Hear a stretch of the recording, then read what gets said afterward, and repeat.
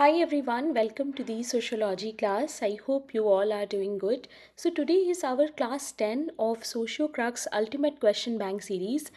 In this series we are solving important PYQs of sociology जो अलग अलग exams में पूछे गए हैं.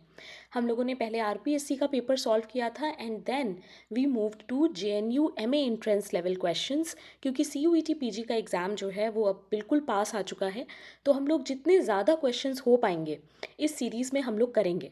अगर मेरे बनाए क्वेश्चंस तुम लोग प्रैक्टिस करना चाहते हो तो लास्ट ईयर की इग्नू सीरीज़ को देख सकते हो. वो सारे क्वेश्चंस मैंने इग्नू के मटेरियल से इसलिए बनाए थे क्योंकि इग्नू बहुत इंपॉर्टेंट सोर्स है जहाँ से एनटीए डायरेक्ट क्वेश्चंस फ्रेम करता है. ठीक है, तो अगर देखना है तो वो देख सकते हो. उसका पीडीएफ भी तुम लोग को टेलीग्राम पे मिल जाएगा. नाउ इस सीरीज़ में हम लोग सिर्फ वो क्वेश्चंस कर रहे हैं जो ऑलरेडी पूछे जा चुके हैं सो दैट हमें एक आइडिया रहेगा कि किस तरह के क्वेश्चंस या किस तरह के टॉपिक्स हैं जो एग्ज़ाम में आ सकते हैं. एक चीज़ बहुत क्लियरली समझ लो कि जो एनटीए है वो नेट लेवल में तो फिर भी कुछ न्यू टाइप के क्वेश्चंस पूछ लेता है बट सीयूईटी पीजी में वो नहीं पूछता है नए क्वेश्चंस. वो टॉपिक से रिलेटेड जो ऑलरेडी क्वेश्चंस आ चुके हैं उन्हीं में से बहुत सारी चीज़ें रिपीट करता है. ठीक है, तो it is very very important कि टॉपिक्स कवर करने के साथ साथ तुम लोग पीवाईक्यूज़ पे भी फोकस करो. Okay, now those of you who are watching me for the first time, my name is Bhairavi Bharadwaj and I teach sociology on this platform. तो ये वाला टेलीग्राम ज़रूर से ज्वाइन कर लेना अगर चैनल पे न्यू हो या फर्स्ट टाइम क्लास अटेंड कर रहे हो, क्योंकि इसी चैनल पे तुम्हें पीडीएफ मिलेगा. कंपाइल करके मैं पीडीएफ दूंगी जैसे ही ये सीरीज़ कंप्लीट हो जाएगी. ठीक है, या फिर मैं ऐसा भी कर सकती हूँ कि 10-15 क्लासेस हो जाएं उसके बाद मैं कंपाइल करके जो पीडीएफ है वो दे दूँगी. ओके, तो टेलीग्राम ज़रूर से ज्वाइन करना और इग्नू का जो पीडीएफ है वो भी तुम लोगों को इसी में मिल जाएगा. Okay, so make sure that you join the Telegram. ना फाउंडेशन कोर्स अब ज्वाइन करने का कोई मतलब नहीं है तो इसको स्किप करते हैं क्योंकि अब टाइम ज़्यादा नहीं बचा है. इतनी जल्दी तुम लोग इसमें सारी चीज़ें कवर नहीं कर पाओगे. ओके, ना टेस्ट सीरीज़ ज्वाइन कर सकते हो. It is very important. Exam में तुम लोग अगर फुल लेंथ टेस्ट लगा के जाओगे तो तुम लोगों को एक अलग ही कॉन्फिडेंस आएगा और पता होगा कि किस तरीके से क्वेश्चंस को अटेम्प्ट करना है. Specially those type of questions जो कन्फ्यूजिंग होते हैं या फिर जो स्किप करने वाले होते हैं. ठीक है ना, 10 फुल लेंथ टेस्ट इसमें ऑलरेडी हो चुके हैं और बचे हुए जो 5 फुल लेंथ टेस्ट हैं वो अब कल से स्टार्ट हो रहे हैं. तो मैंने जो शेड्यूल वगैरह है वो टेलीग्राम पे शेयर कर दिया है तो तुम लोग देख लेना. अच्छा, जिन बच्चों ने ये टेस्ट सीरीज़ ऑलरेडी ज्वाइन कर ली है, अगर अभी तक तुम लोग ग्रुप में ऐड नहीं हुए हो प्लीज़ मुझे मेरे पर्सनल टेलीग्राम पे मैसेज करो सो दैट मैं तुम लोगों को टेलीग्राम के टेस्ट सीरीज़ के ग्रुप में ऐड कर सकूँ. Okay, so that one on one तुम मुझसे कुछ भी पूछ सकते हो, डाउट पूछ सकते हो और उसमें और भी स्टूडेंट्स हैं तो तुम लोग उनसे भी बात कर सकते हो. ठीक है, तो प्लीज़ मुझे मैसेज करना जिन लोगों ने टेस्ट सीरीज़ अभी रिसेंटली ज्वाइन की है और ग्रुप ज्वाइन नहीं किया है. ओके, मुझे अपना ईमेल आईडी सेंड कर देना जिस भी ईमेल आईडी से तुम लोगों ने टेस्ट सीरीज़ ज्वाइन की है. ओके, ना स्टार्ट करते हैं. आज हम लोग 25 क्वेश्चंस ही करेंगे. कल की क्लास में मैंने क्वेश्चंस बढ़ाए हैं, अब मैं 40-50 क्वेश्चंस एक क्लास में करवाऊंगी ताकि जल्द से जल्द हम लोग ज़्यादा से ज़्यादा क्वेश्चंस कंप्लीट कर पाएँ क्योंकि अब टाइम बहुत कम है. बीच में मेरी जो हेल्थ ख़राब हुई और मेरी मैरिज भी थी तो उस सब चक्करों में इस बैच में काफ़ी ज़्यादा इस बार टाइम वेस्ट हुआ है. तो अभी बिल्कुल भी टाइम वेस्ट नहीं करेंगे. 19 मार्च तक हम लोग बिल्कुल एक मैराथन जैसा करेंगे. ठीक है, और तुम लोग भी अपने एंड से वैसे ही पढ़ाई करना. चलो स्टार्ट करते हैं. You guys know the rules. तुम लोगों को मुझे चैट में आंसर देना है and after the class comment में मुझे बताना है कि आउट ऑफ 25 तुम्हारे कितने मार्क्स आए. ओके, सो क्वेश्चन नंबर 1 है कि दो kin who are related to each other directly through descent. Directly यहाँ पर एक कीवर्ड है. ठीक है, उनको हम लोग किस कैटेगरी में रखते हैं? यूनिलैटरल, डबल डिसेंट, लीनियल किन, बाईलीनियर या फिर ऑल ऑफ द अबव. यहाँ पर किन की बात हो रही है. Please note the keywords. Codes तुम लोग को दिए हुए हैं, सब लोग मुझे इसका आंसर चैट में दो. डायरेक्टली थ्रू डिसेंट मतलब one person will come from another in a direct line. ठीक है, यानी कि डायरेक्ट एंसेस्ट्रल लाइन जिसको हम लोग कहते हैं. The correct answer is B. सिर्फ सी जो है वो सही है. यहाँ पे लीनियल किन की बात हो रही है. लीनियल किन कौन से होते हैं? तो लीनियल किन वो वाले किन होते हैं जो जैसे एक पर्सन के बाद दूसरा पर्सन आ रहा होता है डायरेक्ट एंसेस्ट्री में. जैसे कि हमारे पेरेंट्स हो गए पहले. ठीक है, अब उनसे ऊपर अगर हम देखेंगे तो क्या हो जाएंगे? हमारे ग्रैंड पेरेंट्स हो जाएंगे. ठीक है, तो देखो एक डायरेक्ट लाइन बनती चली जा रही है ना. इसके ऊपर होगा तो ग्रेट ग्रैंड पेरेंट्स हो जाएंगे.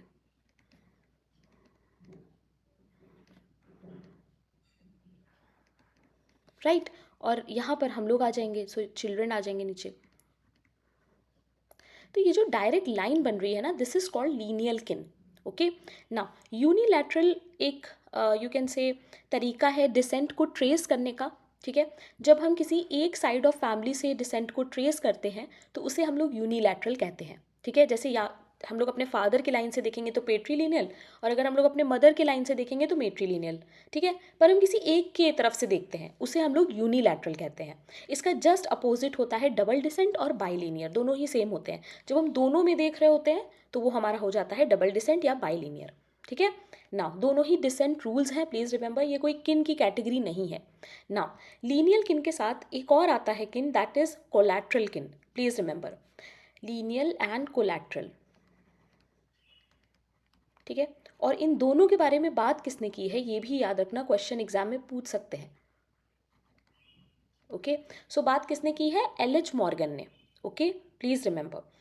अच्छा, जो लोग लीनियल किन में नहीं आएंगे या जो जैसे पेरेंट्स हैं, ग्रैंड पेरेंट्स हैं, ये सब डायरेक्ट में आएंगे, और जो बचे हुए होंगे जैसे सिबलिंग्स हैं, कजन्स हैं, अंकल आंटी हैं, ये सब आएंगे कोलैटरल में। ठीक है, ये चीज़ याद रखना, एग्जाम के लिए इंपॉर्टेंट है ना।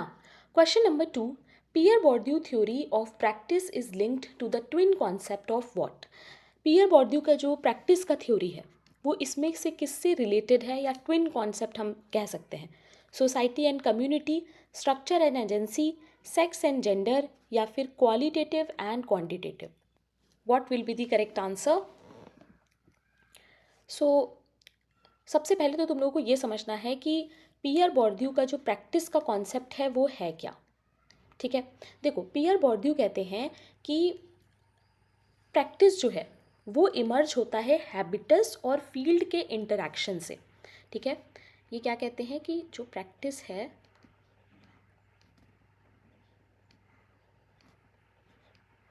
वो इमर्ज होता है किससे,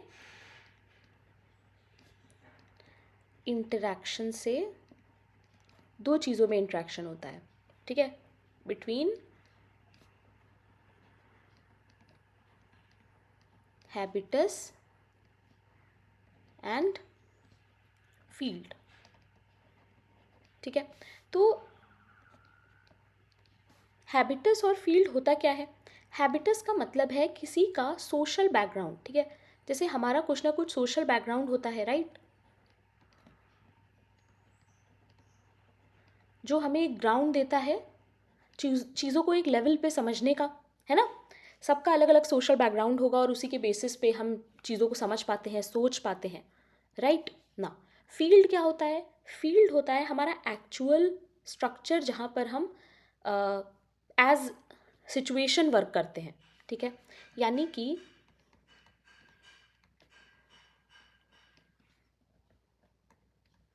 कुछ सोशल एरियाज, एरेनाज जहाँ पर हम एक्चुअली जाते हैं। और जैसे मान लो एजुकेशन का एग्जांपल लेते हैं। ठीक है, अब एजुकेशन में क्या होता है, बहुत सारे स्टूडेंट्स होंगे। ठीक है, अब बहुत सारे स्टूडेंट्स हैं, सबका अलग अलग बैकग्राउंड है, राइट। कोई रिच है, कोई पुअर है, कोई किसी की फैमिली में कोई मेडिकल प्रॉब्लम है ना, सबका अलग अलग बैकग्राउंड है। बट एजुकेशन में जब हम आएंगे, जब हम स्कूल में आएंगे, कॉलेज में आएंगे, तो हम एक सेम ग्राउंड पे है ना। वहाँ पर आप कैसे एक्ट कर रहे हो, that will be your own act, right. पर थोड़ा बहुत जो हैबिटस है वो अफेक्ट करता है। तो ये जो हैबिटस और फील्ड है, ये जब आपस में इंटरैक्ट करते हैं तो जो हम करते हैं that is our practice. Okay, मैं बहुत ईजी लैंग्वेज में समझाने की कोशिश कर रही हूँ, सो दैट अगर कभी नहीं पढ़ा ये सब तो भी तुम लोग को क्वेश्चन के थ्रू थोड़ा बहुत समझ में आ जाए। ओके ना, अब यहाँ पर देखो स्ट्रक्चर और एजेंसी का जो कॉन्सेप्ट है which is given by Anthony Giddens. ठीक है, ये भी कुछ कुछ इसी तरह की बात करता है। स्ट्रक्चर का मतलब क्या है, स्ट्रक्चर का मतलब है कि हमारा जो सोशल स्ट्रक्चर है किस तरीके से वो हमारा बिहेवियर जो है उसको शेप करता है। जैसे इंस्टीट्यूशन है, कल्चरल नॉर्म्स हैं, ये सब हमारा बिहेवियर जो है उसको शेप करते हैं, राइट। बट एजेंसी क्या होता है, एजेंसी का मतलब है capacity of individual to act, यानी हमारे पास चॉइस होती है कि हम कैसे एक्ट करेंगे। यानी कि स्ट्रक्चर आपको कुछ सिखाता है, कुछ बताता है, बट एजेंसी आपके पास होती है कि आप कैसे बिहेव करेंगे। सो यहाँ पर भी वैसे ही चीज़ है जैसे कि पियर बोर्ड्यू अपनी प्रैक्टिस की थ्योरी में दो कॉन्सेप्ट्स यूज़ करते हैं, हैबिटस और फील्ड, वैसे ही एंथोनी गिडेंस स्ट्रक्चर और एजेंसी की बात करते हैं डुअलिटी ऑफ स्ट्रक्चर में। ठीक है, तो ये चीज़ याद रखना, दोनों ही ये एक्सप्लेन करते हैं कि कैसे सोशल स्ट्रक्चर जो है वो हमारे बिहेवियर को शेप करता है, बट इंडिविजुअल के पास स्टिल एक पावर होती है और यू कैन से एक चॉइस होती है जहाँ पर वो अपने हिसाब से क्रिएटिवली एक्ट कर सकते हैं। ठीक है, सो दोनों सेम तरीके की बात कर रहे हैं, please remember. Now, question number 3. Which of the following researchers studied Polish immigrants, the society from which they came, and the Polish American world into which they ventured forth? Now, आज के जो questions है guys, वो थोड़े बहुत ऐसे questions भी तुम लोगों को मिलेंगे जो बहुत ज़्यादा इंपॉर्टेंट नहीं होंगे। ठीक है, जो इंपॉर्टेंट होगा वो मैं तुम लोगों को बता दूंगी, बट जो कम इंपॉर्टेंट होगा उस पर तुम लोगों को ध्यान नहीं देना है। ठीक है, अच्छा, क्लास आज की छोटी भी रहने वाली है क्योंकि क्वेश्चंस बहुत ही डायरेक्ट और इजी हैं। ओके, कल की क्लास में हम लोग 40 क्वेश्चंस करेंगे, तो वो थोड़ी लंबी क्लास होगी। और कल टेस्ट भी है, तो आई होप सबको पता है कि टेस्ट सीरीज़ में टेस्ट है, तो सब लोग टेस्ट देना जिन्होंने उसको ज्वाइन किया है। ओके ना, क्या होगा इसका आंसर? देखो, कौन सा ऐसा रिसर्चर है जिसने पॉलिश इमाइग्रेंट्स पे स्टडी किया है? Anthony Giddens, Alfred Kinsey, Talcott Parsons, Gordon Allport, William Thomas, Florian Znaniecki, Malinowski या फिर Ruth Benedict? What will be the correct answer? ये न्यू टाइप ऑफ क्वेश्चन है, the correct answer is C. तो अगर नहीं पता था, इट्स ओके, थोड़ा सा इसके बारे में जान लो। इनकी फेमस बुक ही है the polish peasant in Europe and America, और इन्होंने काफ़ी ज़्यादा स्टडी किया है माइग्रेशन स्टडीज़ पे। ठीक है, तो ये क्वेश्चन जो है वो माइग्रेशन स्टडीज़ से है।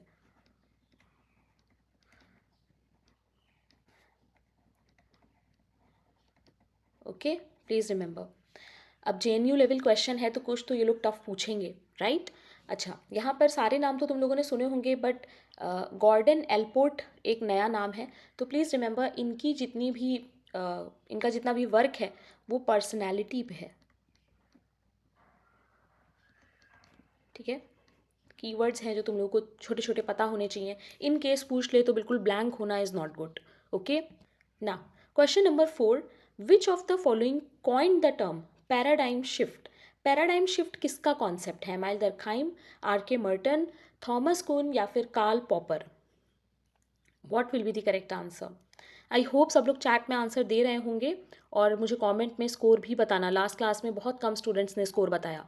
The correct answer here is C. जिन्होंने सी आंसर दिया है, वेरी गुड। थॉमस कून का कॉन्सेप्ट है पैराडाइम शिफ्ट, और इनकी बुक भी है, very important book for all sociology students, The Structure of Scientific Revolution.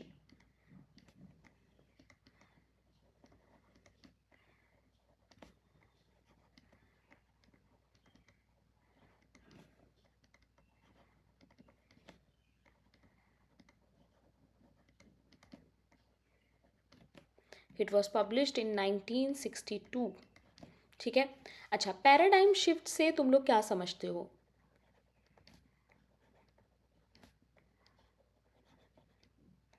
What do you understand by this paradigm shift concept? देखो, पैराडाइम शिफ्ट का मतलब क्या है? पैराडाइम का मतलब होता है एक डोमिनेंट फ्रेमवर्क, या यू कैन से एक मॉडल, जो कि साइंटिफिक रिसर्च को गाइड करता है किसी एक पर्टिकुलर पीरियड में। ठीक है, किसी एक पर्टिकुलर पीरियड में जो डोमिनेंट मॉडल रहा होगा साइंटिफिक रिसर्च का, उसे हम लोग पैराडाइम कहते हैं। काफ़ी समय तक क्या होता है कि साइंटिस्ट इसी फ्रेमवर्क में काम करते हैं। ठीक है, और थॉमस कुन ने इस फ्रेमवर्क को बोला है नॉर्मल साइंस, यानी नॉर्मली अगर हम साइंस की बात करें तो उसमें ऐसे ही होता है।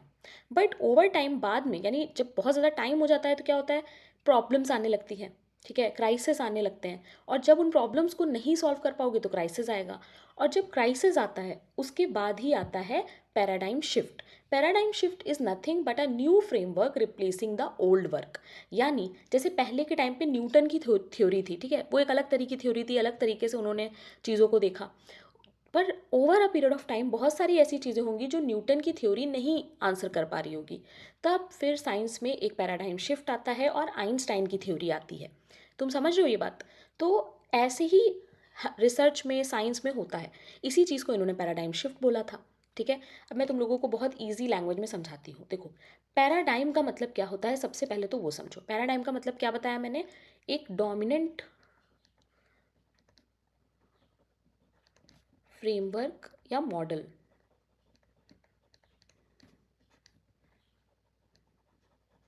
ठीक है, जो एक पर्टिकुलर पीरियड ऑफ टाइम में डोमिनेंट रहा होगा। ठीक है ना। पैराडाइम शिफ्ट क्या होता है? जब ओवर टाइम ये जो पैराडाइम है ये चल रहा होता है डोमिनेंट, और ओवर टाइम क्या होता है कि प्रॉब्लम्स आती हैं।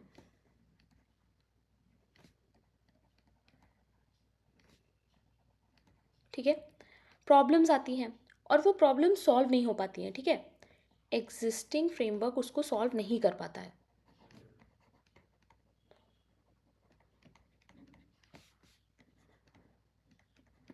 फेल हो जाता है वो। ठीक है, और जब वो नहीं सॉल्व कर पाता है तो क्या आता है? क्राइसिस। Okay, please remember. और इसी क्राइसिस के बाद आता है पैराडाइम शिफ्ट। ठीक है, अब पैराडाइम शिफ्ट एक्चुअली में क्या है? New framework replacing the old one. ठीक है, एग्जाम्पल में तुम लोग याद रख सकते हो हमेशा कि जैसे बहुत टाइम तक न्यूटन की थ्योरी को फॉलो किया गया। ठीक है, और उसके बाद आ गई आइंस्टाइन की theory. Okay, so this is what, this is paradigm shift. Okay guys, बहुत ईजी लैंग्वेज में मैं ट्राई कर रही हूँ एक्सप्लेन करने का। आई होप तुम लोगों को समझ में आ रहा हो। With notes and with everything मैं शॉर्ट वीडियो में ही समझा पाऊंगी, तो मैं एक लिस्टिंग बनाती जा रही हूँ। एक दिन जब भी मुझे टाइम मिलेगा, यानी 2-3 दिन बाद, अभी तो कल टेस्ट है तो मुझे वो बनाना है, तो उसके बाद कल, क्योंकि टेस्ट है तो कल मैं 2-3 क्लासेस शॉर्ट में अपलोड करने की कोशिश करूँगी। ठीक है, एंड आई नो दैट इस बैच में काफ़ी ज़्यादा लॉस हुआ है, क्योंकि this is the first time कि मैं उतना ज़्यादा नहीं दे पाई अपने कोर्स में प्रेजेंस जितना मैं हमेशा देती हूँ। बट कोई भी डाउट हो, कोई भी प्रॉब्लम हो, लेट मी नो। और हाँ, बहुत सारे पेंडिंग डीएम्स हैं जो टेलीग्राम पे हैं। 30+40+ मैसेजेस तो मेरे बैच के ही स्टूडेंट्स के हैं, तो उसकी भी टेंशन मत लो। अभी सैटरडे संडे में मैं बैठ के सबको रिप्लाई करूँगी। ठीक है, सो प्लीज़ इस पर इरिटेट मत होना। I will reply to each and every doubt. Okay. Now, question number 5.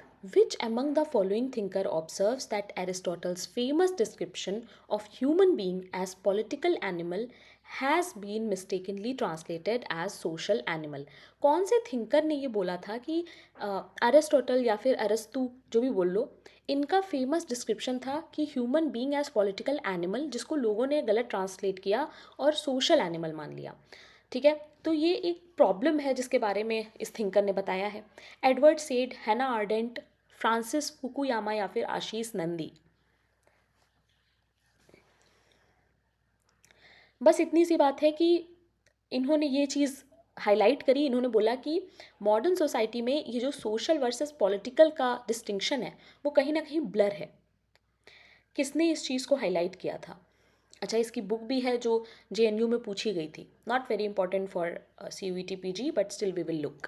The correct answer is B, Hannah Arendt. Please remember, इनकी बुक है, बुक का नाम है the human condition. Please remember, published in 1958। Okay, और ये book बाद में इसी पेपर में पूछी भी गई है। ओके, ना क्वेश्चन नंबर 6।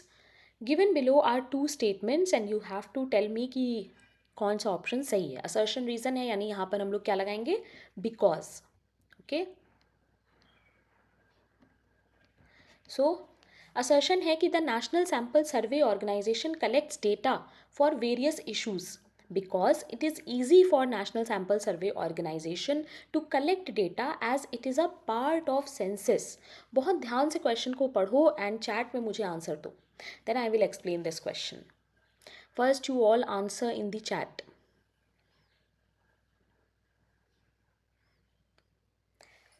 देखो, पहला जो असर्शन है वो तो बिल्कुल सही है कि NSSO जो है वो डेटा को कलेक्ट करता है बहुत सारे इश्यूज़ पे। ठीक है, बहुत सारे इश्यूज़ का डेटा है जो NSSO कलेक्ट करता है, ये बिल्कुल सही है।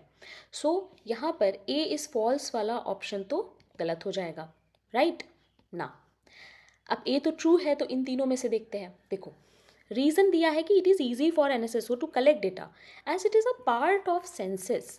So we all know that NSSO is not a part of census.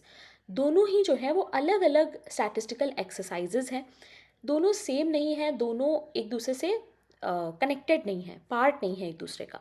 सो यहाँ पर जो करेक्ट आंसर है वो है सी, ए ट्रू है बट आर जो है वो बिल्कुल ही फॉल्स है। सेंसस में क्या होता है, कंप्लीट एन्यूमरेशन होता है पॉपुलेशन का हर 10 साल में, और एनएसएस में क्या होता है कि सैम्पल सर्वे कंडक्ट किया जाता है रेगुलर पीरियड्स में या फिर सेलेक्टेड हाउस होल्ड्स का।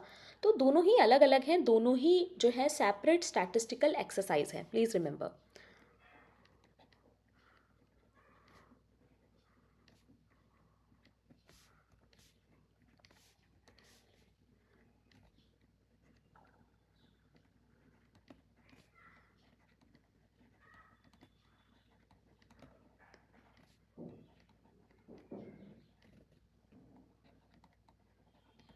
Okay, please remember.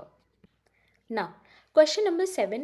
According to Emile Durkheim, which of the following suicide is linked to economic crisis? We all know Emile Durkheim का जो फेमस वर्क है जिसमें से हर बार गाइस क्वेश्चन आता है, you can not ignore this topic, और मैंने ये यूट्यूब पे बहुत ईजी वे में पढ़ाया है, तो अगर नहीं देखा है तो प्लीज़ जाके वो वीडियो देखना, ठीक है। हर साल इसमें से जो है कोई ना कोई क्वेश्चन आता ही है, ठीक है, सुसाइड पे।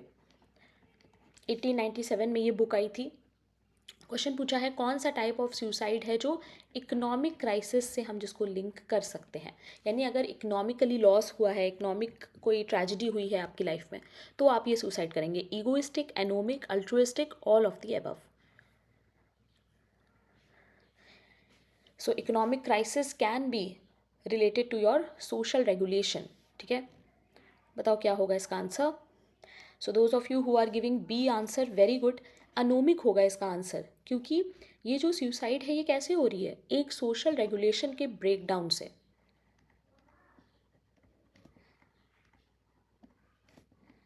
ब्रेकडाउन ऑफ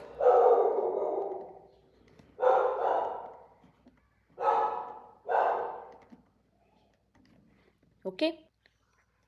सो जब नॉर्म्स जो हैं वो सोसाइटी से हट जाते हैं, जो एक्चुअली लोगों की एक्सपेक्टेशंस को गाइड कर रहे होते हैं, राइट, सडनली वीक हो जाते हैं, नॉर्म्स कोलैप्स हो जाते हैं, तो कौन सा सुसाइड होता है, anomic suicide. Okay, please remember. Now, question number 8. Which of the following sociologist is known for phenomenological sociology? So, phenomenology से associated कौन से इसमें से sociologists हैं? Talcott Parsons, Emile Durkheim, Alfred Schutz या फिर C Wright Mills? What will be the correct answer? Easy question है, already batch में तो मैंने फेनोमेनोलॉजी पढ़ाया है, बट यूट्यूब पे मैंने अभी तक नहीं पढ़ाया है, तो I will make a short video on this. Okay, most probably all the short videos will come on Monday, क्योंकि Saturday Sunday I will get time, तो मैं कोशिश करूँगी कि जितने ज़्यादा शॉर्ट वीडियोज़ हो सकते हैं मैं प्रिपेयर कर लूँ। Okay, so what will be the correct answer? The correct answer is ए। सिर्फ एल्फर्ड शुड्स हैं जो फेनोमेनोलॉजी से एसोसिएटेड है यहाँ पे। टैलकट पार्सन, एमाइल दरखाइम, सीरेट मिल्स, ये सब एसोसिएटेड नहीं है ना। शॉर्ट में अगर मैं आप लोगों को बताऊं तो फेनोमेनोलॉजिकल सोशोलॉजी यानी phenomenology is nothing but study of experience. इसमें हम लोग फोकस किस पे करते हैं, एक्सपीरियंस पे। Okay, please remember this keyword. Also one more detail that you should know is, इसको हम लोग first person experience of the word भी बोलते हैं। एग्ज़ाम में आपसे ऐसे पूछ सकते हैं कि कौन सा पर्सपेक्टिव है या कौन सा मैथोडोलॉजी है, कुछ भी, जो कि इस बारे में बात करता है, ठीक है। किस बारे में? First person experience of the word.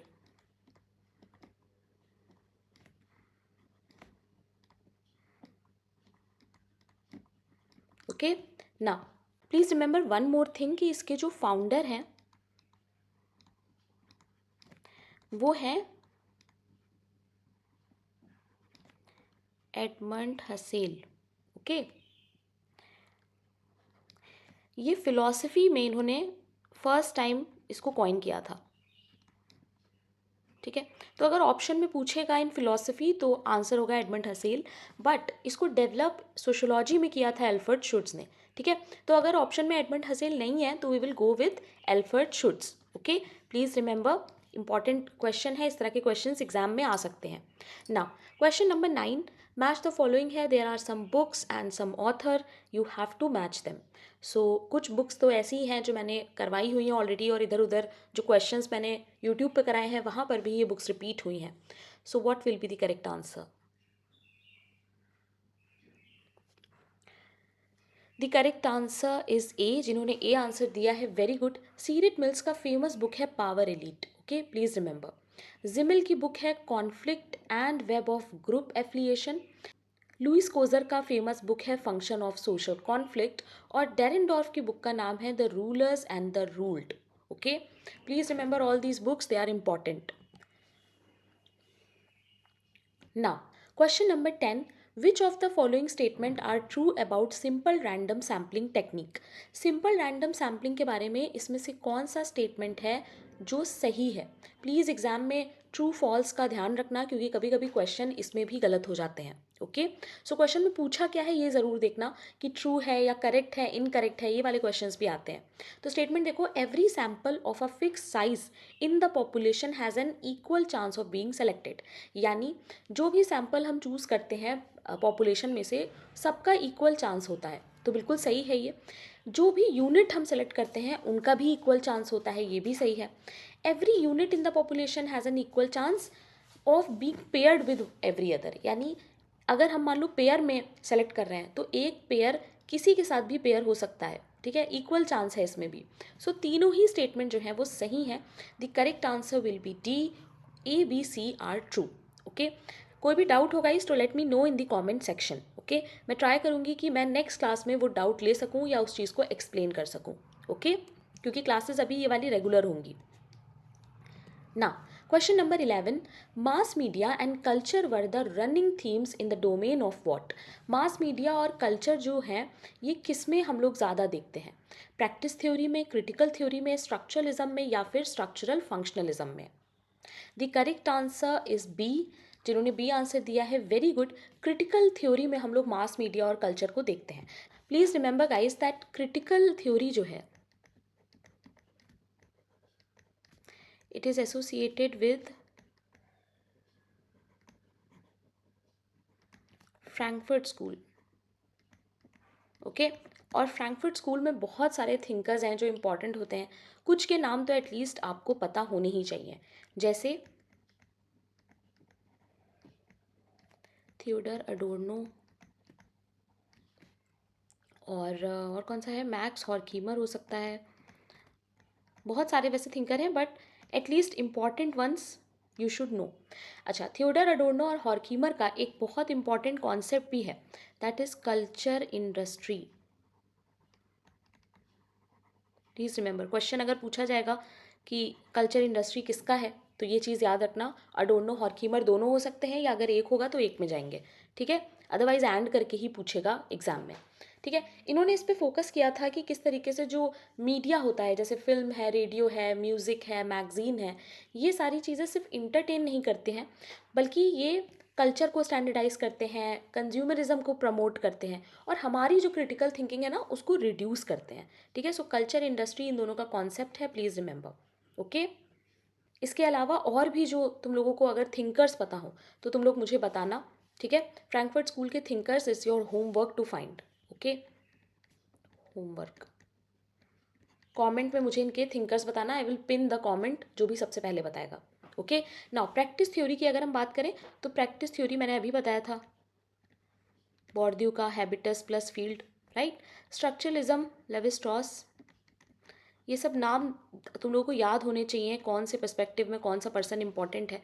Structural functionalism में कौन इंपॉर्टेंट है, अभी हम लोगों ने देखा था,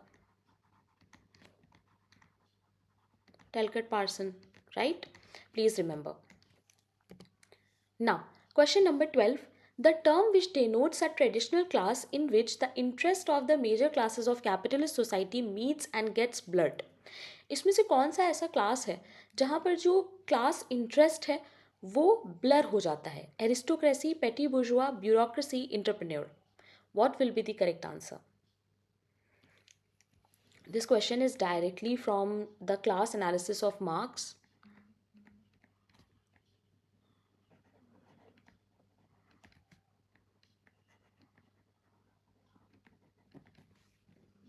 the correct answer is B. जिन्होंने बी आंसर दिया है, वेरी गुड।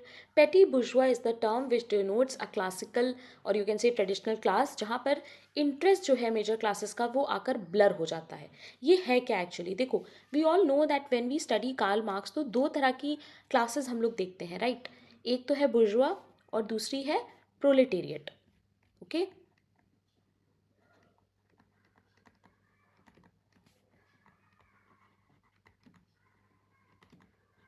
ठीक है। बुर्जुआ जो है वो कैपिटलिस्ट क्लास है,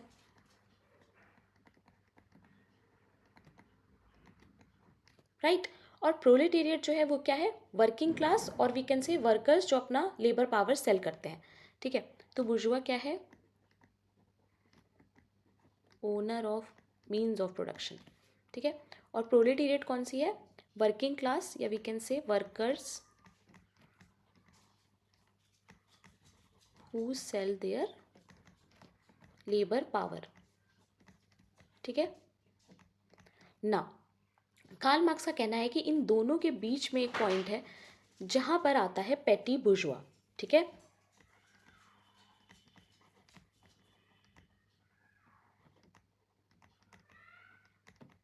ओके, प्लीज़ रिमेंबर, इसमें बहुत सारे आ सकते हैं, small shopkeepers, small farmers, business owners, artisans, ठीक है। इनका क्या है कि ये एक ट्रेडिशनल कह रही हूँ, ट्रांजिशनल स्टेज है, ठीक है। पेटी बुर्जुआ बुर्जुआ में भी जा सकता है, प्रोलेटेरिएट में भी जा सकता है, डिपेंडिंग ऑन द कंडीशंस, ठीक है। और इनका क्लियर भी नहीं होता है कि किस तरफ ये है, इनका क्लास इंटरेस्ट किस तरफ है ये डिसाइडेड नहीं होता है। कभी यू कैन से ये इधर होते हैं और कभी ये इधर होते हैं, ठीक है। तो यही चीज़ यहाँ पर पूछी गई है। Okay, please remember, transitional class जो होती है वो पेटी बुर्जुआ होती है, बुर्जुआ और प्रोलेटेरिएट के बीच में जो क्लास होती है। Okay, now, question number 13. Which among the following four religion has highest proportion of population to the total population of India? Very easy, GK question. Religion के बारे में मैंने रिलीजन की क्लास में ये चीज़ बताई भी थी कि कौन सा टॉप पे है, नंबर 1 पे कौन सा है पॉपुलेशन सबसे ज़्यादा सेंसस के अकॉर्डिंग, सबसे कम कौन से रिलीजन की है। So this is very important. Option के हिसाब से तुम लोग बताओ कि कौन सा यहाँ पर हाईएस्ट प्रोपोर्शन वाला रिलीजन है। The correct answer is A. जिन्होंने ए आंसर दिया, वेरी गुड, सिखिज्म होगा इसका आंसर। बाकी जो मैंने सारे बताए थे वो भी मुझे चैट में या फिर कमेंट में बताना कि नंबर 1 पे पॉपुलेशन के हिसाब से सबसे हाईएस्ट प्रोपोर्शन वाला रिलीजन कौन सा है। ओके, ना क्वेश्चन नंबर 14। HDI से हमेशा क्वेश्चन आता है एक ना एक, and it is a very important topic and easy also. HDI में हम लोग क्या चीज़ कंसिडर करते हैं? एजुकेशन, हेल्थ, इनकम या फिर अर्बनाइजेशन? क्या क्या है जो कंसिडर करते हैं? कोड्स देखो एंड आंसर दो। And you also have to tell me कि HDI को किसने फाउंड किया था और कौन इसको पब्लिश करता है। ये दो क्वेश्चंस भी तुम्हें बताने हैं। Tell me in the chat. So, those of you who are giving A answer, very good. Urbanization is not a part of HDI. HDI को बनाया था किसने? महबूब उल हक ने। तो जिन्होंने ये आंसर दिया, वेरी गुड।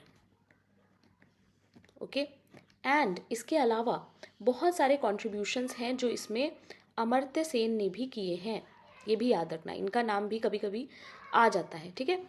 और इसे पब्लिश कौन करता है? तो it is published by UNDP। Okay, please remember, very important. और इसके जो इम्पॉर्टेंट इंडिसेस होते हैं वो हैं education, health and income. Okay, now this question is question number 15, not question 17. Okay, a graphing technique that uses contiguous bars to depict the comparative or cumulative or frequency or percentage distribution across the value of continuous variable is called what? Now यहाँ पर एक बहुत important keyword है, that is contiguous bars. contiguous का मतलब क्या होता है? touching, यानी मिलते हुए bars। Bar graph, histogram, cumulative frequency curve या फिर frequency polygon. So always remember, contiguous bars अगर आएगा तो करेक्ट आंसर होगा हिस्टोग्राम। कॉन्टिजियस बार का क्या मतलब है? देखो, ऐसे करके अगर एक वाई एक्सेस और एक्स एक्सेस का ग्राफ है, ठीक है, तो इसमें जो डायग्राम होगा वो कुछ इस तरह का हिस्टोग्राम का होगा। सारे जो बार्स हैं देखो आपस में टच कर रहे हैं, राइट? सो ये एक बहुत बड़ा फीचर होता है इसका, इसलिए प्लीज़ रिमेंबर। ओके, अगर कॉन्टेजियस बार्स पूछेगा तो आंसर क्या होगा? हिस्टोग्राम। ओके, बहुत ज़्यादा डिटेल में जाने की ज़रूरत नहीं है। स्टैटिस्टिक्स से रिलेटेड कुछ इंपॉर्टेंट डेफिनेशंस मैं तुम लोगों को प्रोवाइड कर देती हूँ 2-3 दिन में, क्योंकि कभी कभी क्वेश्चंस आ जाते हैं ऐसे डेफिनेशन से। सो एटलीस्ट कीवर्ड तुम लोग को पता होना चाहिए ताकि क्वेश्चंस गलत ना हो। ओके, क्वेश्चन सॉल्व करने के लिए तो स्टैटिस्टिक्स से कभी नहीं आएगा, बट मीन, मीडियन, मोड ये सब तो आ सकता है, ठीक है, और वो ईजी होता है ना। सेंसस से काफ़ी ज़्यादा क्वेश्चन जेएनयू में पूछे गए थे, तो तुम लोग देख सकते हो, it is very very important, right. हो सकता है सीयूईटी पीजी में भी 2-3 क्वेश्चन सेंसस से पूछ लें। ओके ना, अगर हम प्रपोर्शन की बात करें एसटी की, तो टोटल प्रपोर्शन में कितना परसेंटेज है ये आपसे क्वेश्चन पूछ रहा है। The correct answer is B. Please note guys, it is 8.6। Okay, very important, कहीं पे नोट कर लो क्योंकि इस तरह के क्वेश्चंस आते हैं। ओके, कितना प्रपोर्शन है एसटी का, एससी का, ये सब चीज़ें आती हैं। Okay, question number 17. James Frazer's found the magical formula are based on what? Like produces like, ones in contact, always in contact, like produces like, and ones in contact, always in contact, disconnected with each other, none of the above. ना, James Fraser का जो important book है, अब तक तो तुम लोगों को याद हो गया होगा, बहुत बार मैं बता चुकी हूँ, द गोल्डन बो इनका जो इम्पोर्टेंट टेक्स्ट है। इसी में इन्होंने 2 इम्पॉर्टेंट टाइप्स ऑफ मैजिक बताए हैं हमें, राइट। सो 1890 में ये पब्लिश हुई थी, प्लीज़ रिमेंबर। एंड क्या होगा इसका करेक्ट आंसर? सब लोग चैट में आंसर दो। So the correct answer here is D, please remember. Like produces like and once in contact, always in contact के बारे में इन्होंने बात की है, ठीक है। देखो ये है क्या, 2 इंपॉर्टेंट प्रिंसिपल की तरह ये मैजिक के बारे में बताते हैं। पहला है लाइक प्रोड्यूसेस लाइक, जिसका एक्चुअली में जो सेकेंड नाम है वो है इमिटेटिव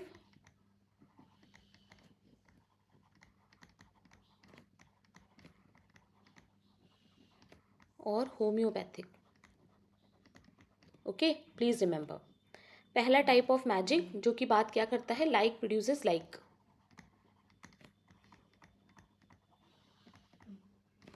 क्या मतलब है इसका? देखो, कुछ इस तरह के मैजिक होते हैं ना, जहाँ पर आपके जैसा कुछ डॉल बना देंगे या फिर आपका मॉडल बना देंगे और फिर उस पर मैजिक परफॉर्म करेंगे, फिर वही इफेक्ट आप पे होगा। तो इस तरह के मैजिक्स किस पे आते हैं? लाइक प्रोड्यूसेस लाइक पे, यानी सेम जैसा हम बना देंगे और फिर उस पर मैजिक को प्रैक्टिस करेंगे। इसको हम लोग इमिटेटिव भी कहते हैं। इमिटेटिव मतलब कॉपी करना, राइट। और दूसरा जो ये बात करते हैं वो कौन सा है? Once in contact, always in contact, ये है कॉन्टेजियस, ठीक है। सेकंड क्या है? कॉन्टेजियस, वंस इन कॉन्टैक्ट,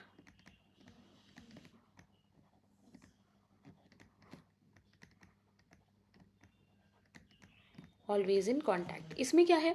इसमें जो है ना, मैजिक जो करते हैं उसमें यूज़ करते हैं किसी के हेयर्स, किसी के नेल्स, यानी कुछ आपको उनका कॉन्टैक्ट वाली चीज़ मिल जाएगी, फिर आप उस पर मैजिक करोगे, ठीक है। तो ये 2 तरह के मैजिक हैं जिसके बारे में जेम्स फ्रेजर ने बात करी है, प्लीज़ रिमेंबर।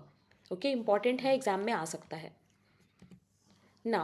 क्वेश्चन नंबर 18, ये एक बहुत ही ज़्यादा जीके ओरिएंटेड क्वेश्चन है। आई डोंट थिंक ये एग्ज़ाम में पूछेगा, so it is not important at all, but फिर भी हम लोग आंसर देख लेंगे, बट डिटेल में हम लोग नहीं जाएंगे, ठीक है। Which of the following pair is false? कौन सा इसमें से पेयर है जो फॉल्स है?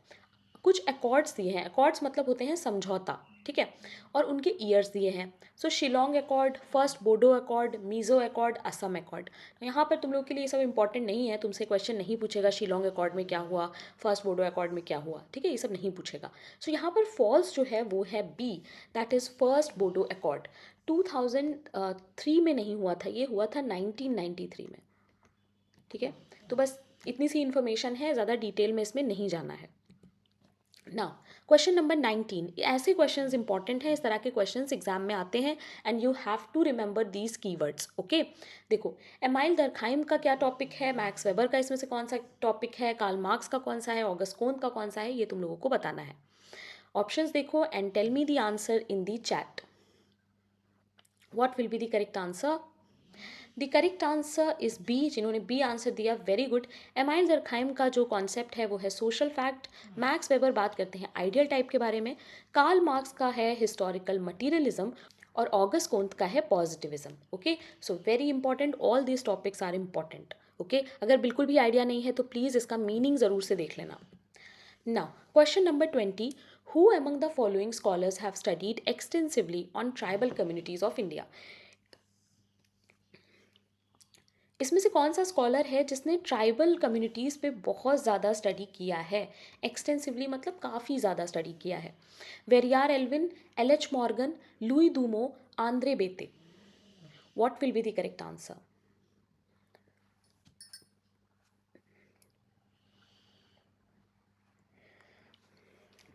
The correct answer is A. जिन्होंने ए आंसर दिया है, वेरी गुड. वेरियार एल्विन का तो घूरे के साथ एक डिबेट भी है जो हम लोग ट्राइबल डिबेट्स में पढ़ते हैं, राइट. इसके अलावा इन्होंने बहुत सारी जगह पे स्टडी किया है. इन्होंने गोंड ट्राइब है उस पर स्टडी किया, इन्होंने बाइगा पे स्टडी किया, मुरिया पे स्टडी किया. इसके अलावा अगारिया एक ट्राइब है उस पर भी ये स्टडी कर चुके हैं. तो इनका काफ़ी ज़्यादा ट्राइबल वर्क रहा है, ठीक है. इसके अलावा इन्होंने ट्राइबल पॉलिसीज़ में भी काफ़ी अपना कंट्रीब्यूशन दिया है, ठीक है, विद जवाहरलाल नेहरू, ठीक है. तो ये कुछ फैक्ट्स हैं जो तुम लोग याद रख सकते हो ना. अब यहाँ से कुछ बहुत ईजी से क्वेश्चंस हैं तो जल्दी जल्दी हम लोग कर लेते हैं. एंड उसके बाद मुझे 40 क्वेश्चंस प्रिपेयर करने हैं, टेस्ट प्रिपेयर करना है. So I have lot of work, short videos भी बनाने हैं. So guys I am very very busy. इसीलिए मैं तुम लोगों के डाउट्स जो टेलीग्राम पे आ रहे हैं मैं उनका रिप्लाई नहीं कर पा रही हूँ. But give me some time, चाहे आज रात में या कल रात में, मैं जैसे ही टाइम मिलेगा सारे मैसेजेस का रिप्लाई बैठ के करूँगी. Okay, may be today also, आज आफ्टर डिनर मैं कोशिश करूँगी कि मैं सबके रिप्लाई कर दूँ ना. क्वेश्चन नंबर 21 है कि who among the following has not analyse the idea of nationalism from the perspective of ethnicity. किसने नेशनलिज्म को एथनिसिटी के पर्सपेक्टिव से नहीं एनालाइज किया है? T K. Oommen, Ernest Gellner, Benedict Anderson, Manuel Castells. What will be the correct answer?